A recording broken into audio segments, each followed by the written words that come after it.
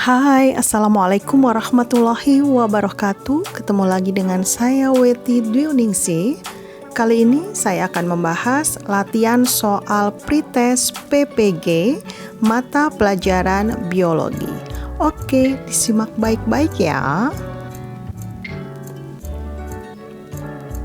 Nomor 1, ciri yang benar tentang perkembangan melinjo Genetum genemon yaitu seperti yang kita ketahui bahwa Genetum genemon atau melinjo itu termasuk tanaman Gymnospermae.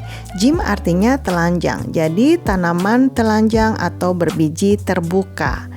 Ciri dari tanaman Gymnospermae atau tanaman berbiji terbuka yang pertama adalah pembuahannya tunggal menghasilkan zigot, kemudian alat perkembangbiakannya berupa strobilus, jadi tidak mempunyai bunga.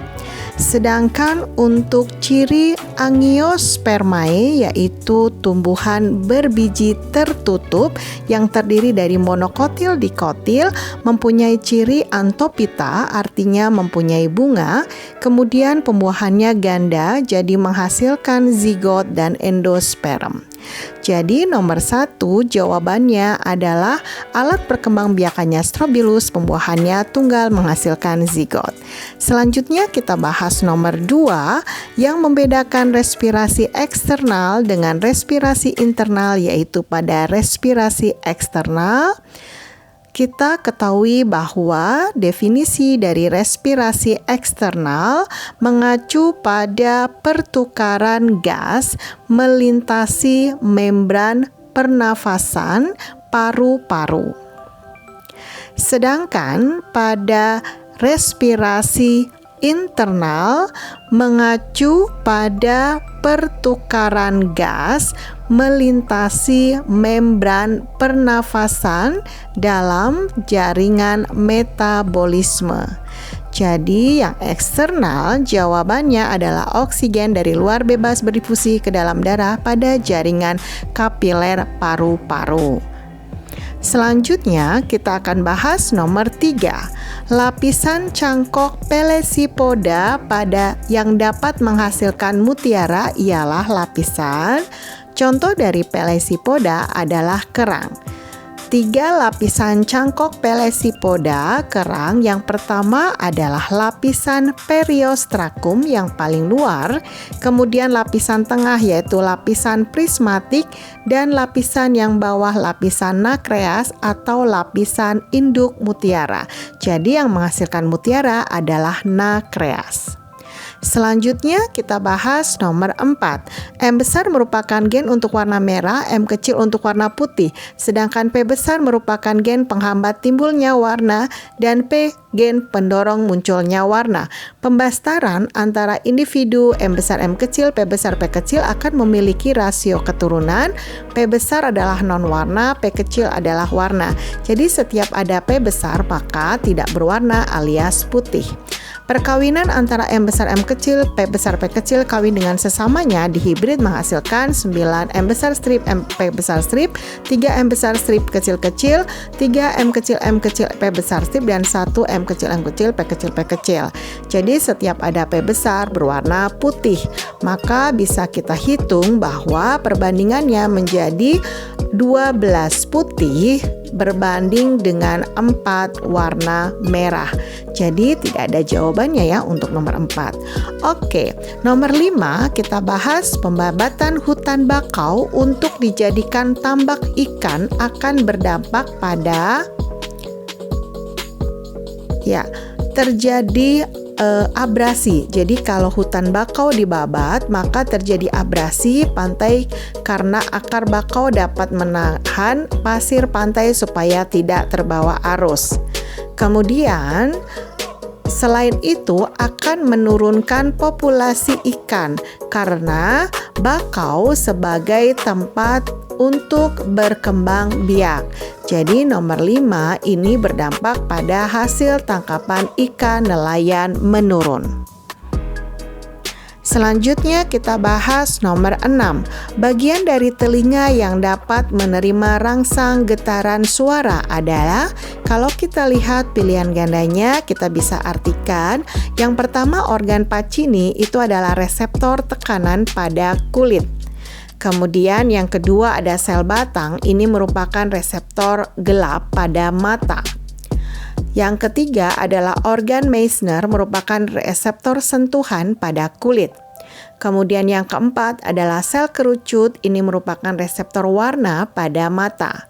Dan yang kelima adalah organ Corti, merupakan reseptor pendengaran pada telinga. Jadi nomor 6 jawabannya adalah organ Corti. Oke, selanjutnya kita bahas nomor 7. Di rumah sakit A terdapat kasus 2 anak perempuan yang tertukar, yaitu anak perempuan berkulit putih X dan anak perempuan berkulit sawo matang Y. Dua keluarga mengakui X sebagai anak kandungnya karena kedua orang tua dari keluarga tersebut merasa memiliki kulit putih. Untuk mencari solusi dari kasus tersebut, kita dapat merujuk pada ahli di bidang, karena ini berbicara tentang gen yang diturunkan atau pewarisan sifat. Maka, ilmu yang mempelajari tentang pewarisan sifat atau gen yang diturunkan adalah genetika. Jadi jawabannya adalah genetika. Sedangkan histologi mempelajari tentang jaringan, kemudian biokimia mempelajari tentang biologi kimia, kemudian fisiologi mempelajari fungsi alat tubuh, dan embriologi mempelajari tentang pembentukan dan perkembangan embrio. Jadi nomor 7 jawabannya adalah yang genetika. Oke, selanjutnya kita akan membahas nomor 8. Para ahli medis mengembangkan virus untuk keperluan penelitian dan percobaan tentang apa? Seperti yang kita ketahui bahwa vaksin merupakan virus yang sudah dilemahkan dan dimasukkan ke dalam tubuh yang kita sebut dengan antigen. Maka bila tubuh mendapatkan antigen, maka tubuh akan membentuk antibodi atau pertahanan tubuh.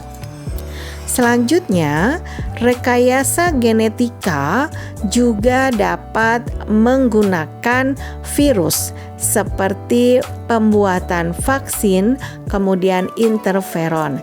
Jadi nomor 8 jawabannya adalah rekayasa genetika serta pembuatan vaksin. Oke, kita bahas nomor 9.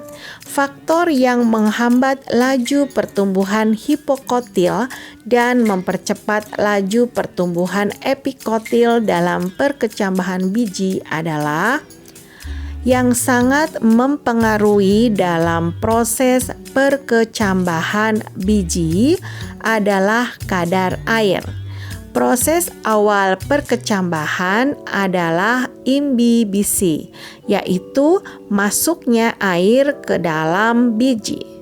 Maka nomor 9 jawabannya adalah kadar air. Oke, kita bahas nomor 10. Suara-suara yang sangat kuat bisa menimbulkan gangguan fisiologis antara lain. Oke, gangguan fisiologis adalah fungsi alat tubuh. Jadi kita bisa melihat dari pilihannya, suara-suara yang kuat itu akan mengganggu telinga dan stres. Jadi nomor 10 jawabannya gangguan telinga dan stres.